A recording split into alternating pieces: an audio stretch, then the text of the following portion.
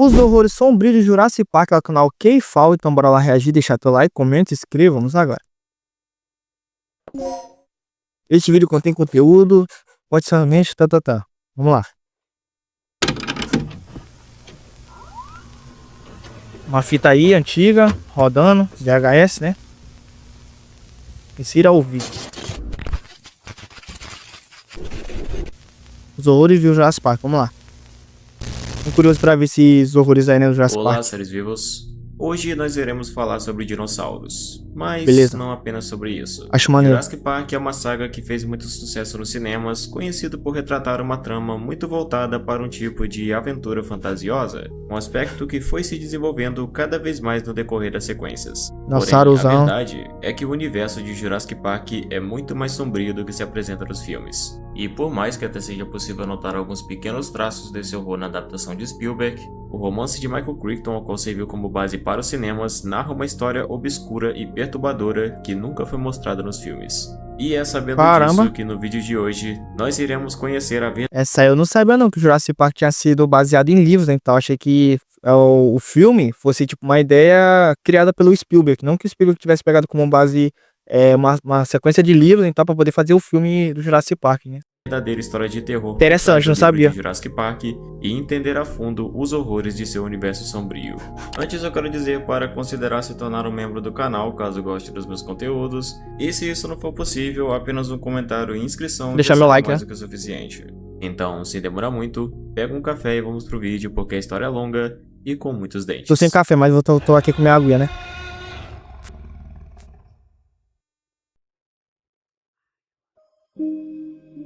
Terror de Jurassic Park, vamos lá.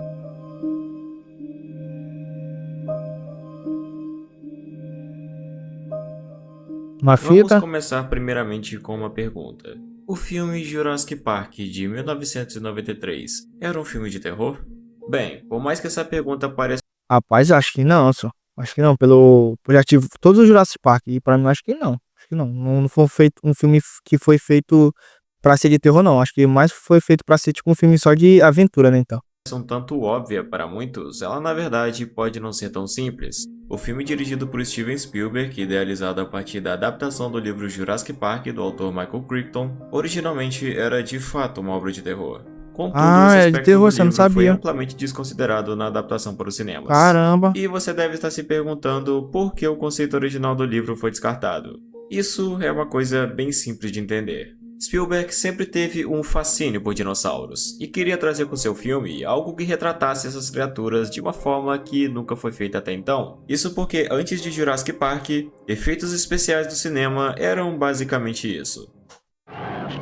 Slow motion, né? Tô ligado. Muito estranho. Esse tipo de técnica é conhecida como stop motion. Isso mesmo, e é um estilo que foi muito usado no cinema, que por muito tempo foi o ápice dos efeitos especiais. Porém, apesar disso, ela foi se tornando cada vez mais ultrapassada. E Spielberg queria contornar isso, introduzindo no cinema efeitos visuais que trouxessem a noção de algo mais próximo da realidade para os dinossauros. Ele queria que eles parecessem reais. Tanto que a ideia inicial do filme era conceituada em stop motion. Mas Spielberg negou esse estilo porque queria algo mais ambicioso. E se esse estilo realmente fosse levado à frente, certamente não teria o mesmo impacto que teve no final. É verdade, acho que tipo desse jeito aí de stop motion, acho que o sucesso que teve o filme, acho que não teria esse sucesso todo se fosse com stop motion, né, com essa técnica aí. Porque Jurassic Park foi uma chave fundamental na revolução do VFX no cinema. Ninguém nunca tinha visto criaturas tão realistas antes de Jurassic Park. E isso foi o que enfatizou a ideia de que eles realmente estavam vivos. Então, imagine você na sala de cinema, alguém que nunca havia visto efeitos especiais antes de forma tão realista sendo aplicado em criaturas como os dinossauros, se deparando com essa cena pela primeira vez. Isso é muito massa. É doido até hoje, mano. É muito maneiro a gente vendo isso aí.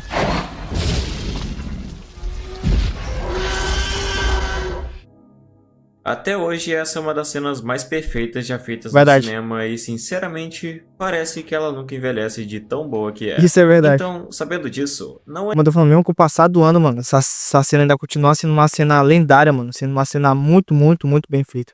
É difícil entender o motivo do conceito de terror do livro ter sido, pelo menos em parte, deixado de lado. Afinal, imagine que o filme de fato usasse o terror como base para sua produção, tendo efeitos especiais revolucionários em criaturas tão assustadoras como os dinossauros. Eu não tenho dúvidas de que seria muito bom, mas sinceramente, ele não teria o mesmo impacto cinematográfico porque não seria assistido por todo mundo, principalmente por crianças. Verdade. A forma como ele foi desenvolvido permitiu um impacto revolucionário no cinema, abraçando um conceito mais amigável. Porém, ainda assim, como eu disse antes, o conceito de terror do livro só foi deixado de lado apenas em partes. Muitos que assistiram o filme na infância, como eu por exemplo, defendem que em vários momentos da trama de Jurassic Park de 93 denotam de um certo horror, resultando num considerável desconforto por parte do espectador. Isso com certeza foi algo muito presente naqueles que assistiram o filme durante os anos 90, já que era algo novo e nunca antes visto. E eu digo isso porque eu me lembro de que na minha infância, mesmo não sendo dessa época, eu fiquei muito tenso em várias situações do filme.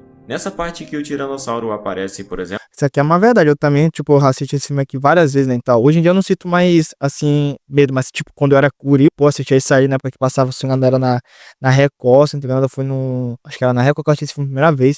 E, tipo, dava medo pra essa cena aqui do Tiranossauro Rex quebrando a cerca e tal, e pisando no carro. Fiquei com medo na época, quando eu vi.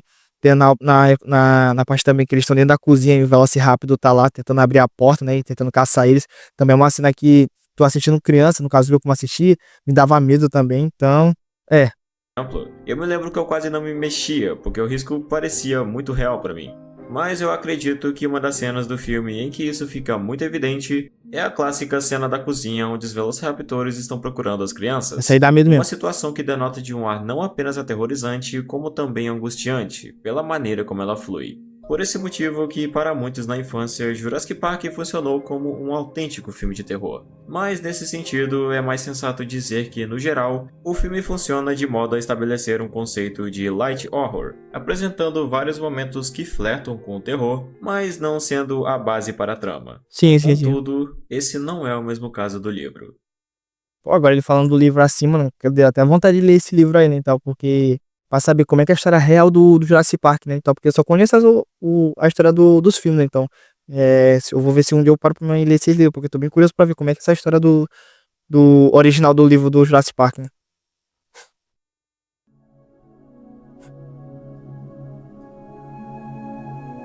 Ó, velho, Parque do Dinossauro, agora a gente vai saber, né, pelo menos por cima aí, provavelmente vai ser editar a história pra gente. Então, afinal, sobre o que exatamente é o romance de Michael Crichton e o que é o verdadeiro Parque dos Dinossauros? Como eu havia dito, as diferenças entre o romance com a adaptação são principalmente atribuídas para tornar a história mais leve, emocionante e acessível para todos os públicos no cinema.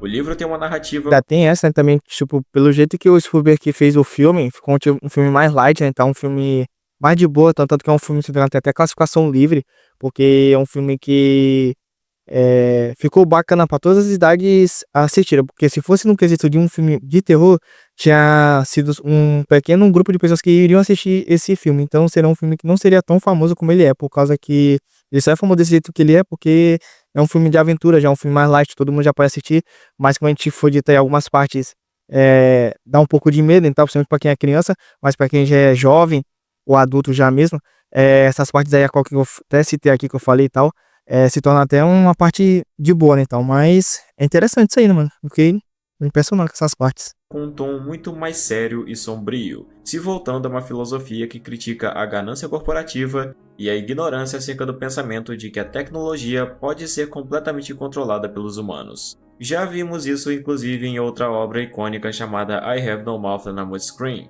que eu também já comentei aqui no canal, e nas duas obras, essa ignorância revela suas perturbadoras consequências à humanidade. Além disso, o livro também é mais misterioso e muito mais gráfico do que o filme. No começo de ambas as histórias, há um ataque a um funcionário da ilha que no filme já estabelece o perigo dos dinossauros tendo um tom de ação imediata. Já no livro, o funcionário atacado é transferido para um hospital da Costa Rica e os médicos de lá não sabem o que aconteceu com ele e nem fica claro o que lhe atacou. Apenas tem uma breve sugestão quando, antes de morrer, o funcionário pronuncia apenas uma única palavra: Raptor. o que para eles não faz sentido, já que eles acreditavam que ele havia sido atacado por um jaguar, algo que fica ainda mais estranho para eles, já que o estado ao qual ele se encontrava não correspondia ao padrão de ataque de um felino.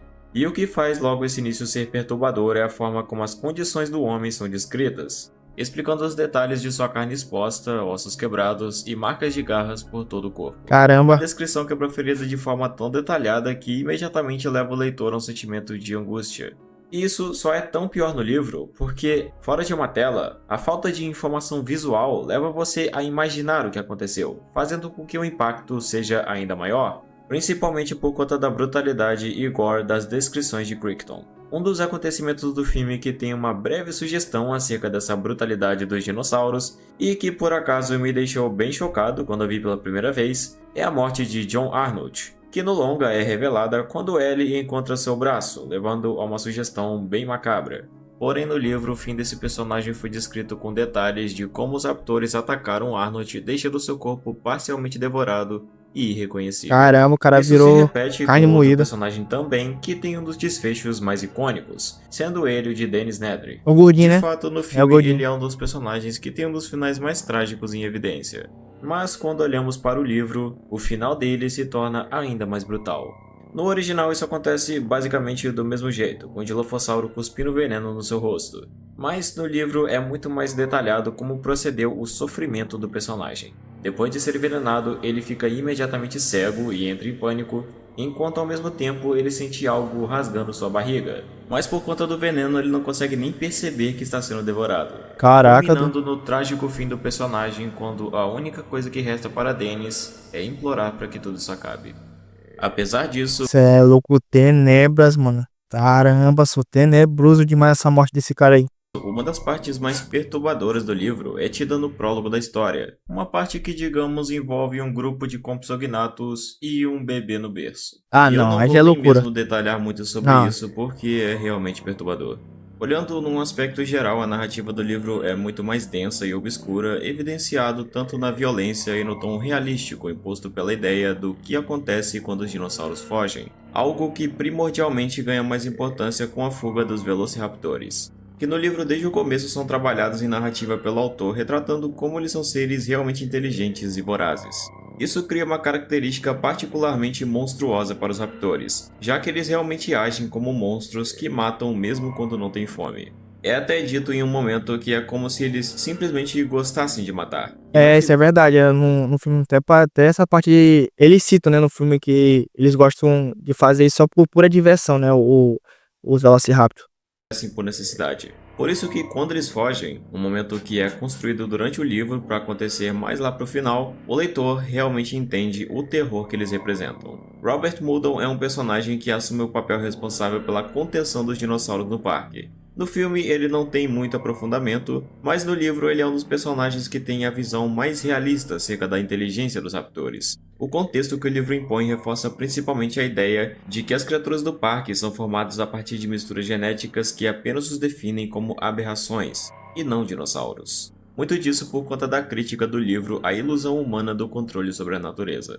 Então, quando os dinossauros dominam o parque, o cenário se torna perturbador porque fica mais do que claro que aquelas coisas lá fora não são dinossauros. Falando nisso, um dos pontos principais que caracterizam a filosofia por trás de Jurassic Park é justamente o conceito de imprevisibilidade baseada na teoria do caos. A ideia de que sistemas complexos, como a própria vida, são imprevisíveis e nunca poderão ser completamente controlados pelo ser humano, enfatizando a ilusão do controle. Na adaptação, John Hammond é tido como um senhor bondoso que apenas tinha um sonho de proporcionar algo maravilhoso Uhum. para o mundo, Fazer o que parte do no livro dinossauro. não acontece do mesmo jeito. Originalmente, John é um homem arrogante e ganancioso que negligencia qualquer aviso dado pelos cientistas acerca dos perigos do parque, se agarrando cegamente à crença de que tudo está sob controle. E É, o cara pensou só em dinheiro, né, mano? Pra tentar fazer esse parque de dinossauro e acabou que no final deu tudo errado, né? Malcolm, tal como no filme, é o contraponto racional de Hammond tendo uma visão completamente oposta. E muitas de suas frases deixam isso bem claro. Se existe uma coisa que a história da evolução nos ensina é que a vida nunca se contém. A vida se expande para novos territórios, transborda barreiras, dolorosamente, talvez até perigosamente. Mas a vida sempre encontra um meio. Essa ilusão do controle é um ponto que pode ser observado em vários aspectos do parque. Os cientistas, por exemplo, Olha os olhos do projetaram os dinossauro. dinossauros para serem estéreis, mas mesmo com seus esforços, eles ainda foram capazes de começar a se reproduzir. Nossa, eu não Algo que, sabia não. inclusive, é uma suposição muito argumentada por Alan Grant durante todo o livro, mostrando como a natureza sempre encontra uma maneira de superar as restrições e barreiras impostas pela ciência e provando como o controle de Hammond era baseado apenas numa ilusão. Uma das coisas que mais fazem o livro ser interessante é que, apesar da pauta principal serem os dinossauros, eles na verdade funcionam como um pano de fundo para explicar as consequências da ganância e da ignorância.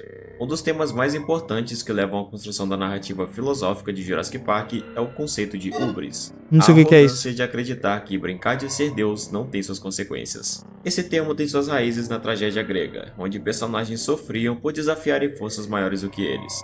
Em Jurassic Park, esse é o exato retrato de John Hammond e da Ingen, que acreditam poderem criar dinossauros sem consequências, enxergando eles apenas como meras atrações. Esse tópico, apesar de ser muito mais forte no livro, também é pautado em alguns momentos dos filmes, como no terceiro, por exemplo, que é um filme que nem todo mundo gosta, mas pelo fato de eu ter assistido muito na minha infância, se tornou icônico pra mim.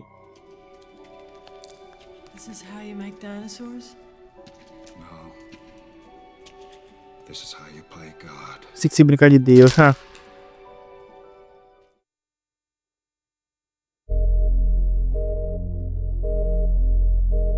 A ideia por trás da criação do Parque dos Dinossauros ressalta principalmente a ganância corporativa, onde o uso da ciência é estipulado apenas para fins comerciais, motivando pesquisas pelo lucro em vez do conhecimento. Tanto a Ingen quanto o Hammond ignoram a segurança porque a única coisa que importa é que o parque fique pronto o mais rápido possível e no tempo estipulado, independentemente dos riscos. Isso, por sua vez, também exemplifica outra crítica de Crichton com o romance, que é sobre as implicações éticas do uso irresponsável da engenharia genética. Hammond estava tão cego em reviver dinossauros, acreditando que teria controle sobre eles, que ignorou as implicações morais e ecológicas de seu trabalho. Existe uma outra frase de Ian Malcolm que exemplifica bem isso. Seus cientistas estavam tão preocupados em saber se podiam ou não fazer algo que não pararam para pensar se deveriam.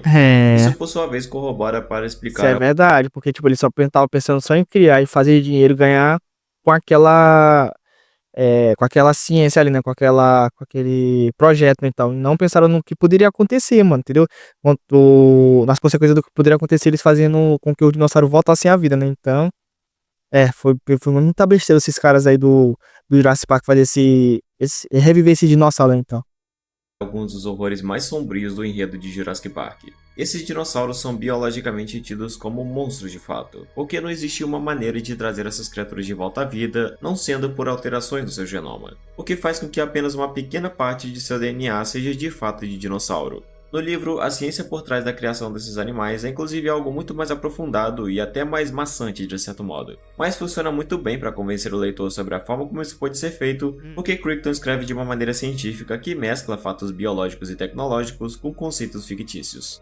Um exemplo disso é que no segundo livro, O Mundo Perdido de 1995, existe uma parte em que dois personagens estão fazendo uma exploração pela Ilha Sorna, quando um deles, um guia chamado Diego, é repentinamente arrancado do chão por algo que ninguém consegue ver claramente. Ele grita enquanto é sacudido no ar e logo depois é brutalmente devorado.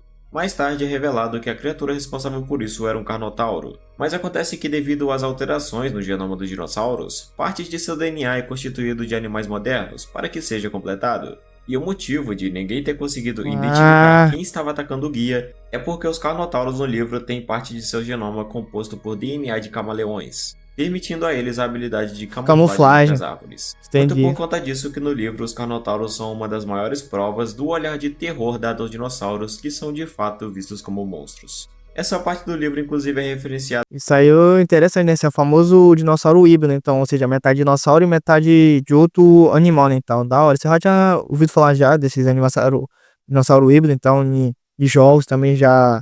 Até do Jurassic Park, nos últimos que teve aí, até eles falaram do dinossauro híbrido, né? Então já é algo que eu já tinha noção desses dinossauros que são híbridos, né?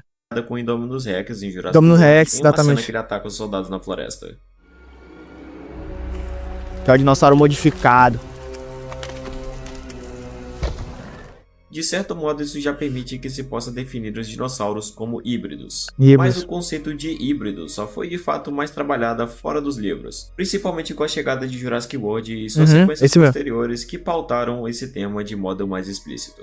É válido dizer que Jurassic World Fallen Kingdom tem alguns breves momentos que flertam com o horror dos livros, como é feito com Indoraptor. Mas isso parece que ficará mais evidente com o até então enigmático T-Rex, que é uma das novidades mais inquietantes da próxima sequência e que claramente servirá para dar uma atmosfera mais sombria para o filme, abraçando o conceito de criatura que de fato se aproxima muito mais de um monstro do que de um dinossauro.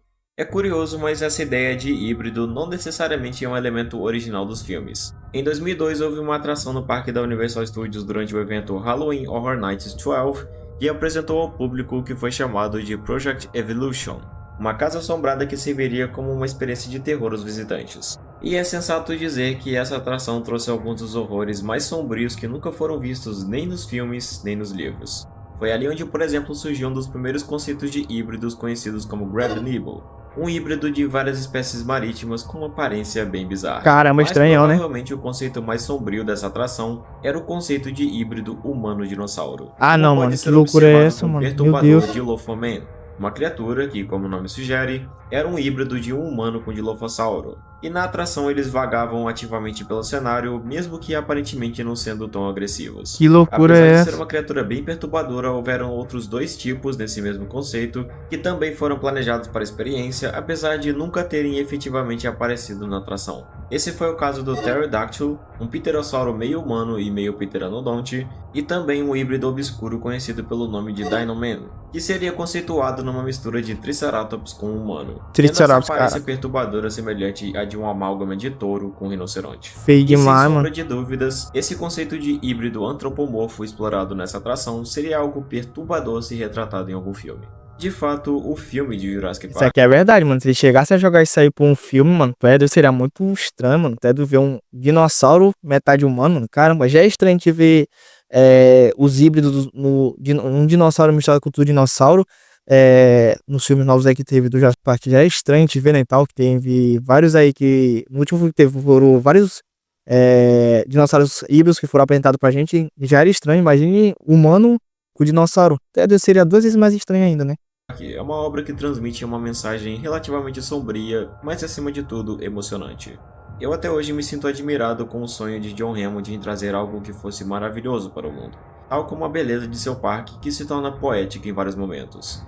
Mas isso ainda não muda o fato de que a história real de Jurassic Park é muito mais profunda e perturbadora do que parece, enfatizado pela negligência humana com a tecnologia e engenharia genética que no fim prova suas consequências quando a ignorância prevalece acima da ingenuidade.